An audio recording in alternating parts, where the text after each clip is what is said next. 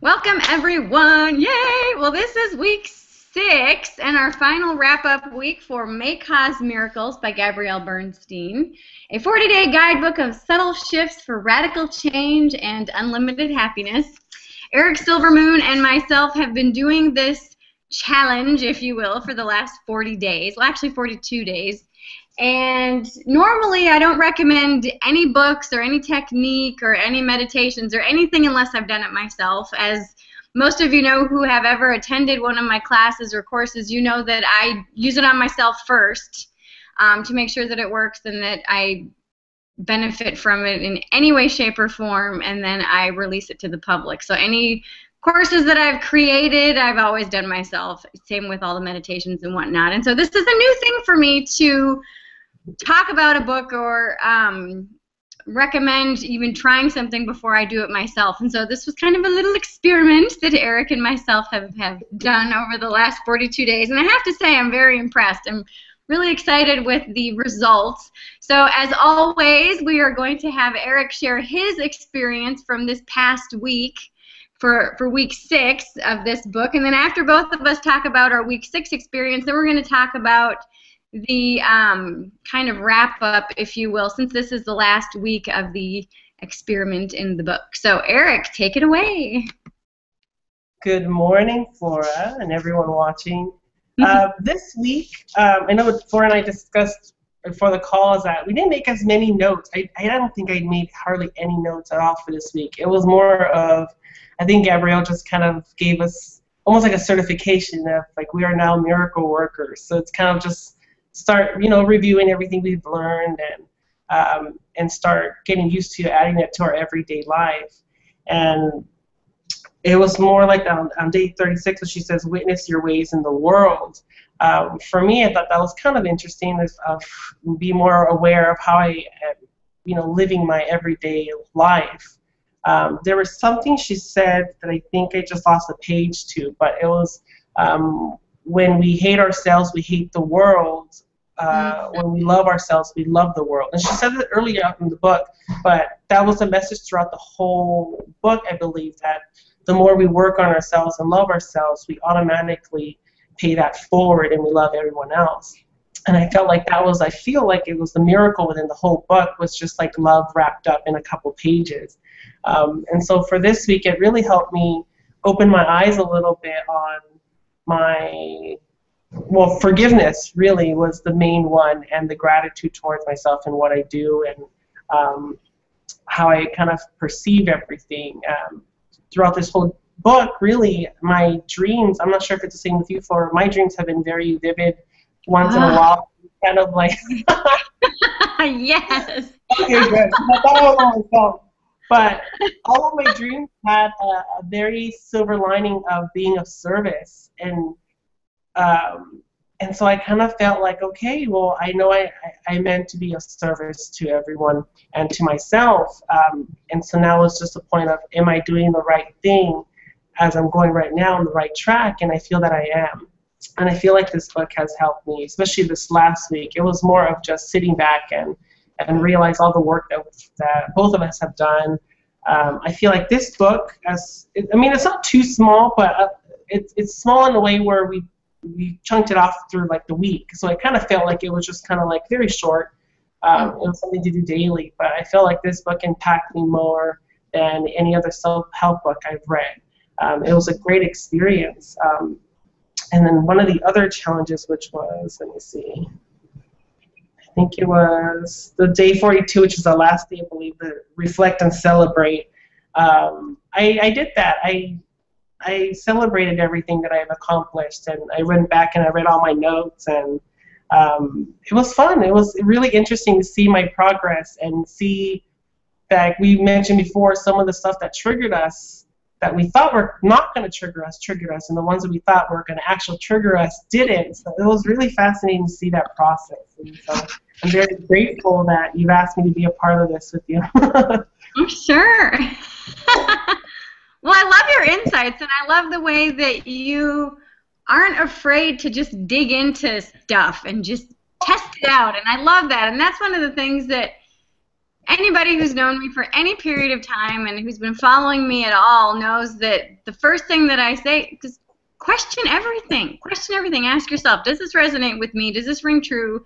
Yes or no? And the only way that you can do that is to really dig into something and explore it and hang out with it and sit with it and do it and just be with it and see if it works. And one of the things that I found was really profound, which I've given this to my clients, I've done this to myself, is write letters to people. And in day 39 and 40, she had us write a letter of gratitude and then a letter of forgiveness, which is really cool. And both of those experiences, I really felt like the letters of gratitude, I'm just like, oh my God, I could write like a million of these letters. And the letters of forgiveness, and this is something that I've been doing forgiveness work for a long time about, is I'm going, I don't know who to write it to, because I know that every single situation, no matter how challenging it might be, there's always that lesson or blessing and lesson in it. And there's always something that I can learn, and there's always something that I can feel grateful for. And so that was the most challenging thing, I think, out of this whole book was to write that letter of forgiveness. I'm just like, I don't know who to write it to, because I haven't been harboring anything that I would be resentful of, because I know that everything that's happened has caused me to shift and has caused me to experience contrast, which in turn has caused me to feel gratitude and appreciation at such a deep level, And, one of the things that you mentioned was about that we're here to be of service. And anyone who has ever attended any of my classes and, decides to go through my level 1 or my level 2 really have that calling to be of service. And one of the things, because most of you who are guided to do this work have been one of those people in your life where people come to you for advice or questions, or, hey, what do you think about this? Or, hey, what do you think about that? And you know that you have that calling to be of service. And one of the things that really has helped me over the years, and this was something that I heard early on in my practice, and it was from Scott Martineau. It was on a Sonia Choquette Training the Trainer call. And Scott Martineau said, okay, so Scott Martineau was the host of this call, and he was hosting Sonia Choquette, who was doing the Training the Trainer call. And one of the things that he said was it takes years to become an overnight success. And that really stuck with me. That really, that was kind of that moment, And that anytime anything has ever gotten challenging in my business and in my practice, that always comes in. And sometimes it takes years to become an overnight success, but you have to ask yourself, what is your version of success? What does it mean to be successful? What does it mean to be successful? And so anytime that anything would get challenging, sometimes it takes years to become an overnight success. Okay, so in this project, how will I know I'm successful?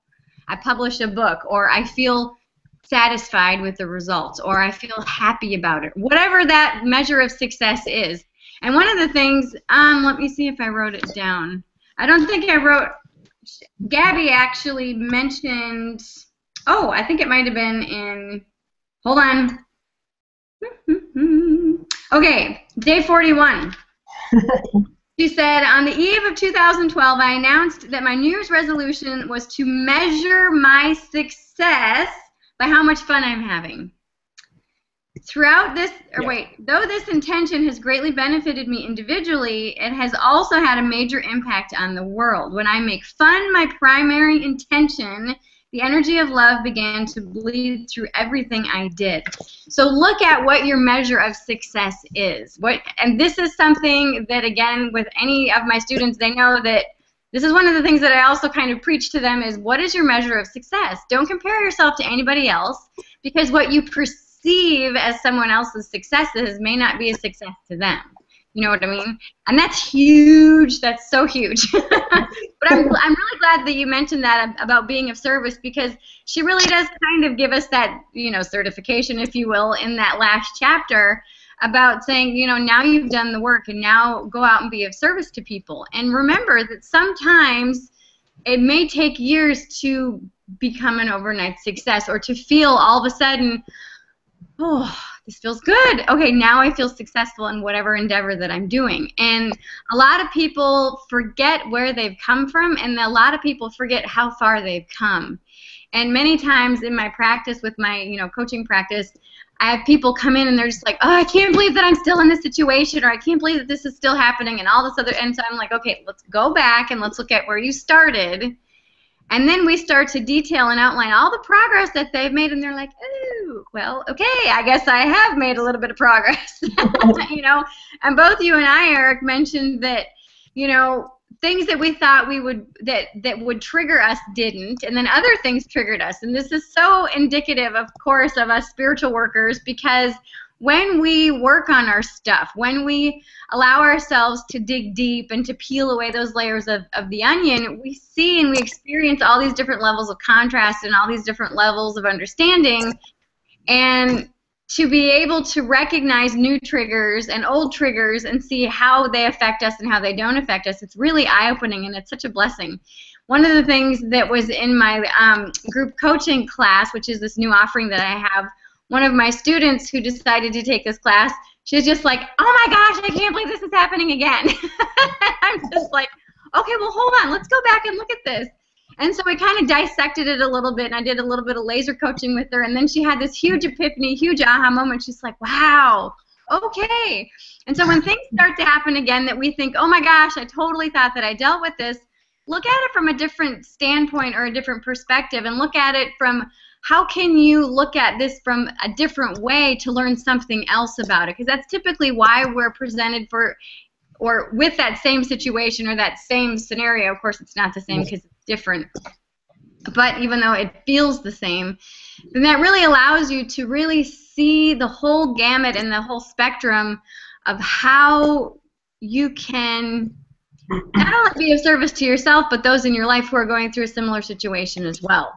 One of the things that Gabby mentioned in day 41 was, and this whole, I have so much of this book underlined.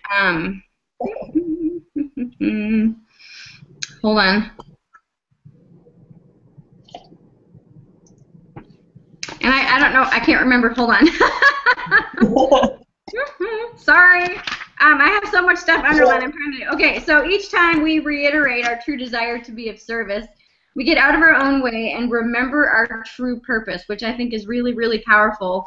And another thing that she mentions in this day, besides the whole my success is how much fun I'm having, but it's the mindset of how when we get okay with ourselves and when we get to that point where I'm here to be of service to myself first and foremost, and then because I'm of service to myself and I'm loving myself and I'm working through my own crap, basically, that's going to reflect out to the universe, and through that reflection, I'm acting as a teacher for others. And this is something that, again, anybody who's followed me for any period of time knows that one of my sayings is we're all students and we're all teachers at the same time.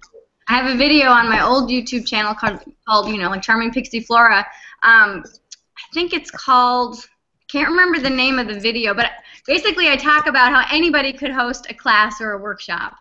And reason being is because we've all been there, done that. We've all had an experience where we've come out the other side completely changed and completely just dripped in this whole understanding of, wow, I know not to do that again.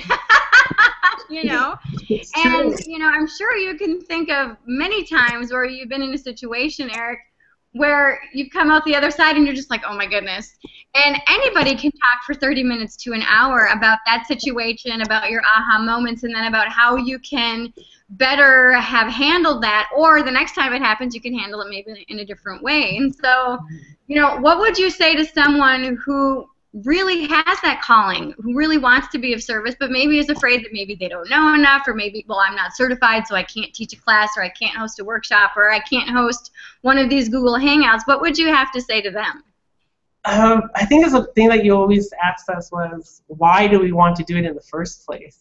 Mm-hmm. I think that's the most important thing, because if it's fame or if it is to get 1,000 likes, it's not a service to anybody. That's a disservice. I Right. mean, you can have 5 people, but you could be the biggest light to those 5 people, and that's what it matters. So it's answering the why do you want to do that in the first place, and then second, I mean, we're all so unique that even if you and I taught the same thing, let's say for the summer solstice that just happened, it could be 2 completely different things on the same topic, and it's just because the way we feel it in our heart and the way we project and communicate is so different, and we're so passionate about the same thing, but we see it differently. And that's one of the things that a lot of people say and hinders them in saying that, well, there's already 600 videos of how to make a dream catcher. How is mine going to stand out? Well, it's the heart of it that's going to make it stand out. It's what you bring to it. It's something that you might even consider doing something different, tweaking it, feeling that, and it feels you and it feels authentic. It's all about that authenticity that is really going to help them stand out. Yep.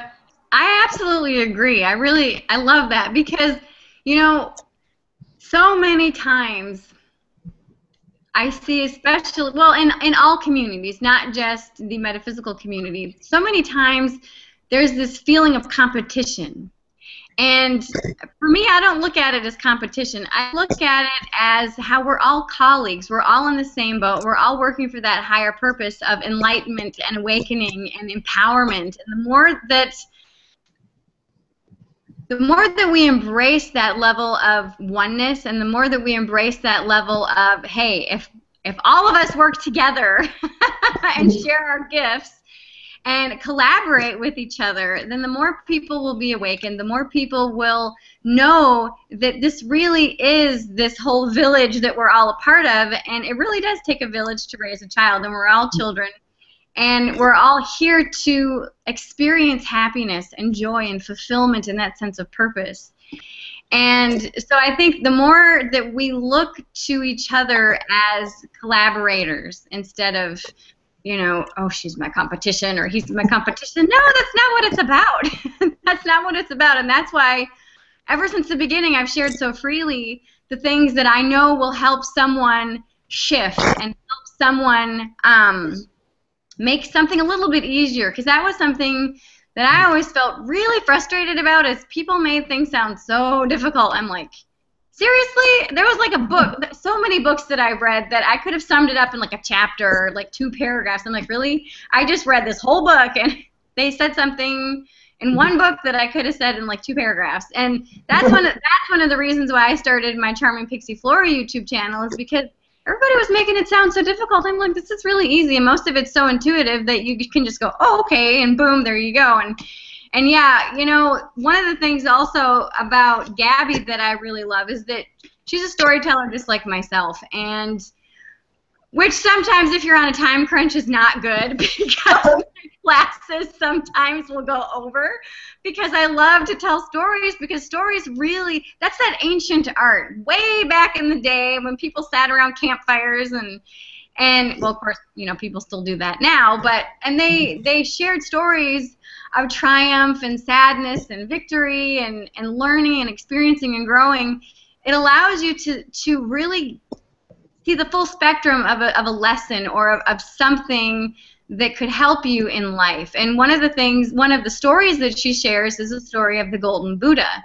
And I'm not going to share the story. I do want you to actually go out and search or Google the story, but it's a story of the Golden Buddha, and she talks about it. If you have the book and you haven't come to that part yet, it is on page 241, and it's about Tibetan monks and moving their Buddha. And it's a fabulous story. This is one that I actually have shared many times in my classes.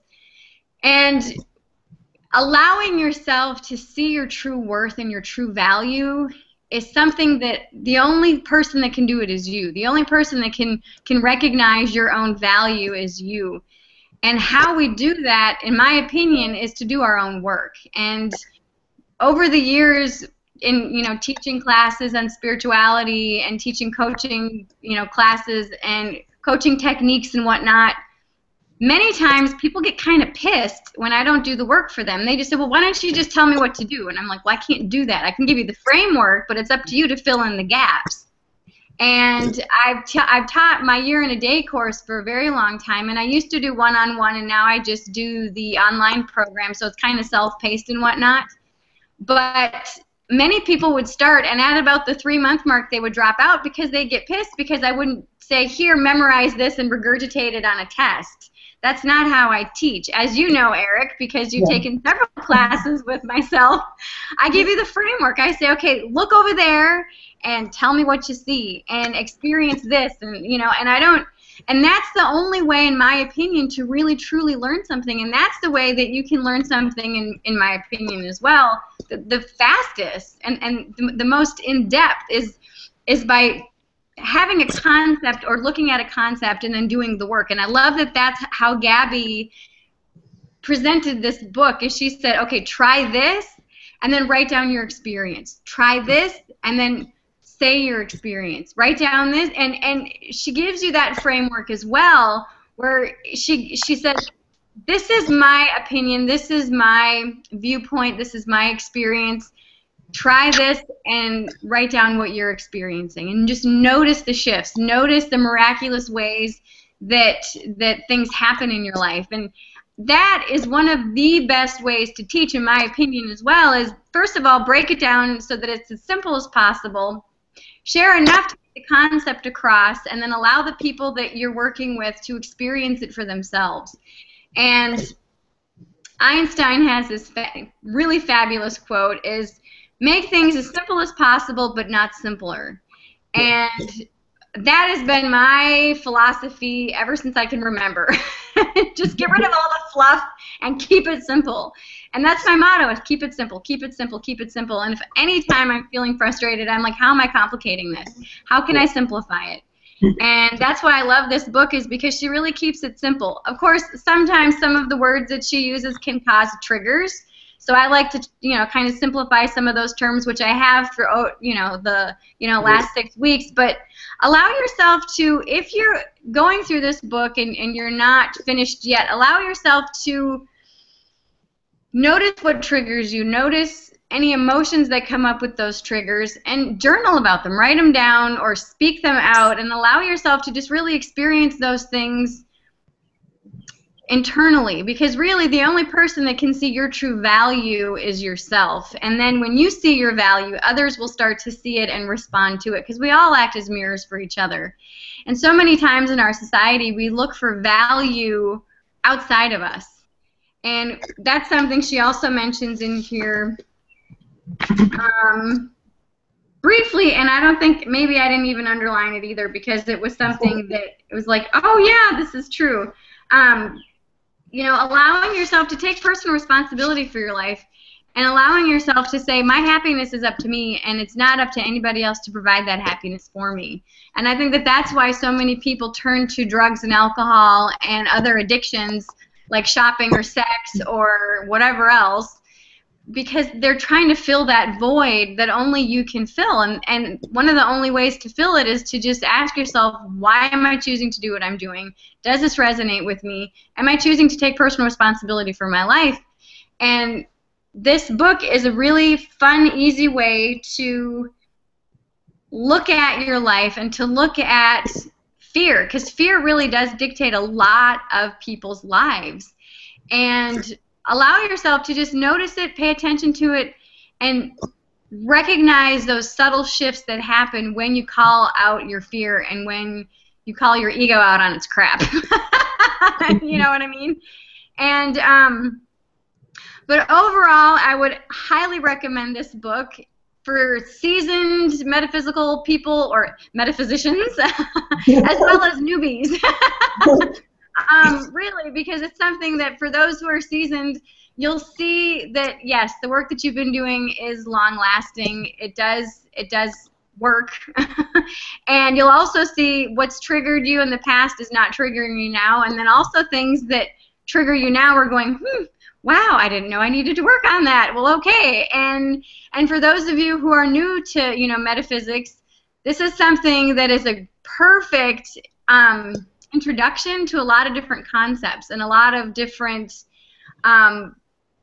tools that can help you shift. Gratitude is a huge one. So is forgiveness. So This is really exciting. But I would highly, highly recommend this book to anyone who wants an overall broad view of metaphysics as far as how to bust through some fear and how to bust through that ego thinking, because that's one of the things that I see hinders most people is ego-based thinking versus spirit-based thinking. And this helps to get you out of that ego-based thinking and into that spirit-based thinking. So, Eric, would you recommend this book to anyone? Absolutely. If so, how or what? Well, one of the things that I like you just mentioned right now, that it is almost like a great framework starter book for anybody who's beginning or is advanced or is thinking about specific practice. I mean, it's great. One of the things that we both actually stood up and read was Gabby's question, or her response to an interviewer. What the interview said was, do you love who you've become? And her response was, I don't believe I've become anyone. I just realized all that was blocking me from who I really am. Mm-hmm. And I think that was one of those moments where you're like, shit, that was really good. And it just set the tone for the whole book of just kind of realizing like how, what is about success, for your question, what everything is. And this book really allowed me to see how successful I am already at 28. Talking with you about this book and experience everything I experienced in such a short time, I feel I am already successful, very happy in my abundant life, and this book helped me realize it, and anything that happens from this moment on is just cake.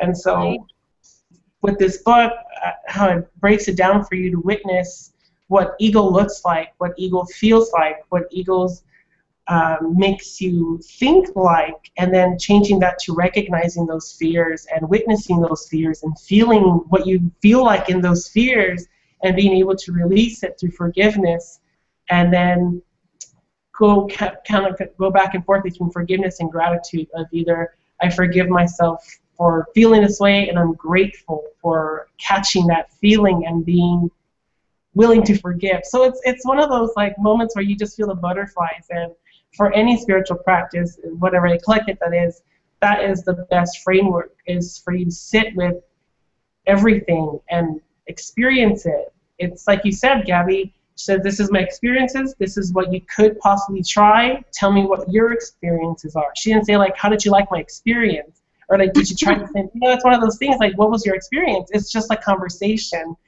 exchange of experiences and lessons that we've learned. And so this is definitely one of the top books I would recommend for anyone that is willing to just be a witness to the way they are currently, and follow their mind and how they're living their life day by day and the way they witness it. I think it's very great. And I even posted on Facebook this morning is that happiness definitely is an inside job. It requires a lot of hard work, but it's so worth it. It's very worth it once you get to certain levels. And it's always an improvement. You always improve the more you learn, but this book definitely sets that nice, strong foundation to build a great life. And so this is awesome. Yeah, I agree. One of the things that I underlined on page 244 is she said, and this is in the middle of a paragraph, she goes, remember, this work is about progress, not perfection. Yeah. And that's something, too, is that so many times people will say, well, I'm not perfect, or I'm not perfect. And I ascribe to the wabi-sabi way of living as finding perfection and imperfection. And so remember that everything as it is right now is perfect, because it's showing you contrast. It's showing you what you like, what you don't like, and why. And a lot of people don't like to explore what they don't like. They just say, well, I don't like that. And then they move on. And one of the things that I always push is, well, why? Why don't you like it? Why? I'm like a little kid. Why? But when you can explain why, well, I don't like this. Okay, why? Well, because of this.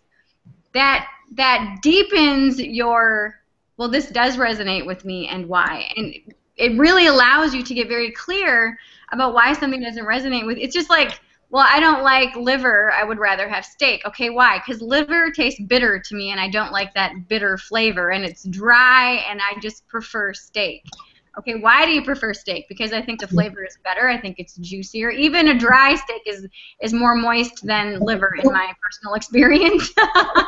But so, you know, that's my explanation of liver and steak, which of course is just random, but it's the same thing with spirituality. It's the same thing with anything that you go through, is figure out what resonates with you and what doesn't resonate with you, and be willing to explore the why. Why do you do this? And what are you hoping to get out of it? What's your purpose? What's your goal? And yeah, so that's my final piece of advice, is allow yourself to embrace the perfection in the imperfection in your life, and allow yourself to realize that this is a journey. It's not about the destination. Well, yes, okay, I love lots of destinations, but it really is about the journey, in my opinion. It really is about experiencing day in and day out the contrast, and constantly checking in with yourself. Does this resonate with me? Does this feel good? What's my purpose in doing this? Am I hoping to feel a specific way? And if I am, because that's one of the things that I do every morning, is I write down my goals for the day. And one of the things is, what's my dominant feeling going to be today? And frequently I check in with myself. Am I feeling whatever it is that I want to feel that day? At peace, grace and ease, purpose-filled, whatever that might be. And I check in with myself. Am I feeling whatever? And I'm like, no. Okay, so how can I get to that place? How can I get to that happy place? So that's my last, I guess, you know, final piece of advice is, if you're choosing to do this book or this challenge, first of all, ask yourself why you're choosing to do it, what you're hoping to get out of it. And for us, you know, I went into this book just to see, you know, could it really cause radical change for unlimited happiness? And I would say yes. I mean, it allowed me to realize that all the work that I've been doing over the past several years, long time, it has made a difference. It has shown me that those things that have triggered me in the past don't trigger me now. And it showed new triggers and things for me to work on, which was huge and super exciting. Yay!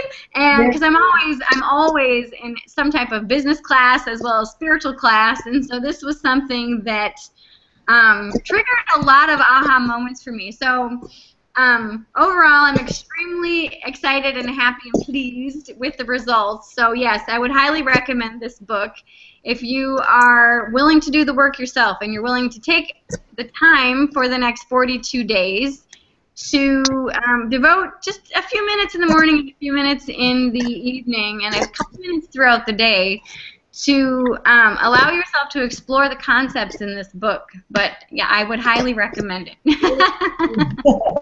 Any final thoughts, Eric? There was something that I recently heard. I think it was in a documentary I was watching. There was a woman that was talking about all her experiences, and she's an older woman, I would say, in her late 60s, and she was saying that all the experiences that she's experienced, whether they're hardships or just horrible events, she survived through it all. And it was through her perception of being happy and focusing on, you know, I will survive this and I will be strong from this. And I kind of resonated with that, with what we've been doing, because it's just kind of, we are very willing and open to see something outside of ourselves. And then once we see it within ourselves, and see how that works. And so I like that you said that, you know, the why, what resonates. I mean, those are things that I feel like they're your chants, your mantras, and it works, and it resonates with a lot of people, because it's true, you can't do anything without trying it. Doing someone else's work and accepting it isn't very authentic. It isn't, you know, it's not for you. It was for them. So I like how this book broke everything down and allowed you to experience it. So yeah, I'm very grateful. Yay! You know, that actually brings up something that I was thinking about recently, is many times when we're doing our own spiritual work, or even many times this is often experienced before we start doing our own spiritual work, is many times people see someone else succeed, quote unquote, again, succeed, you know, which is all individualized, but And they start to copy someone else. They'll start to copy their videos or copy their mannerisms or copy the way that they dress and do their hair. And look at why you're choosing. So if you find yourself in a state where you want to copy someone else, whether it's their videos, the way that they dress, the way that they talk, the way that they teach, ask yourself what part of that person or that teaching or that concept or that video resonates with me, and how can I bring that into my own life and make it authentically mine. One of the things that I was listening to this morning, I was actually listening to a Jack Canfield book on tape or on audio. It's not actually on disc, in my car. And he was talking about success and how we can individualize something to ourselves. And there's nothing is original anymore. Everything is done. It's been there, done that, you know.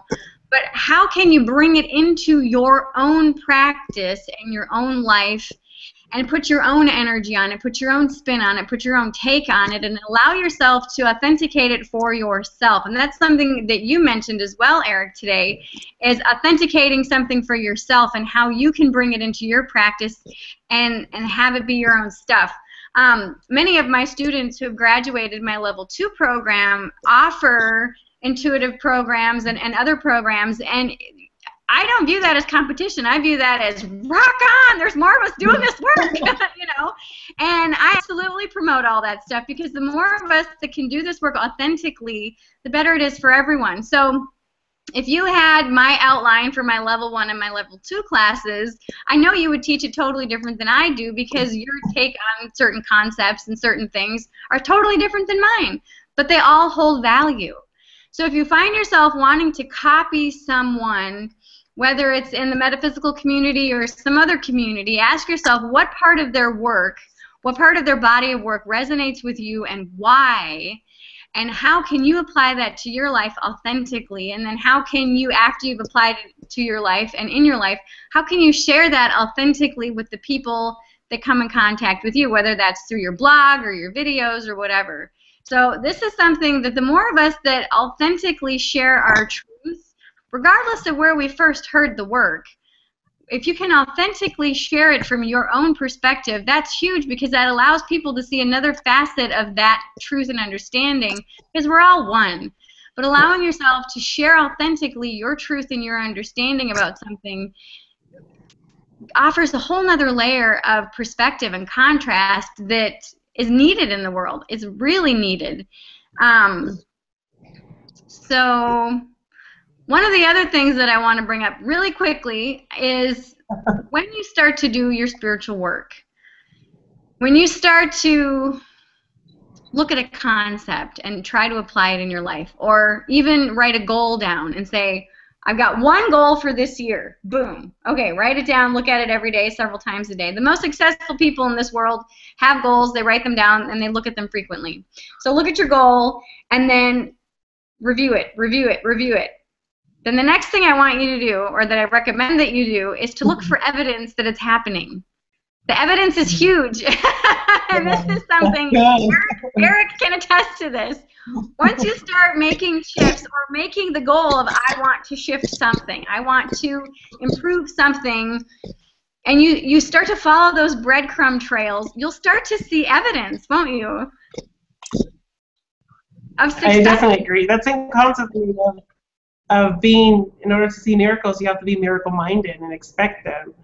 And I like that you said that, you know, to kind of investigate where it's happening, how are these things, you know, manifesting now, and it's just being aware. So when it actually happens, or something, a new, like, let's say, clue comes forth, and it's kind of like exciting. You're like, oh my God, yes, I think I know what this is for, or it's going to happen. So I like that you broke it down like that. I like it.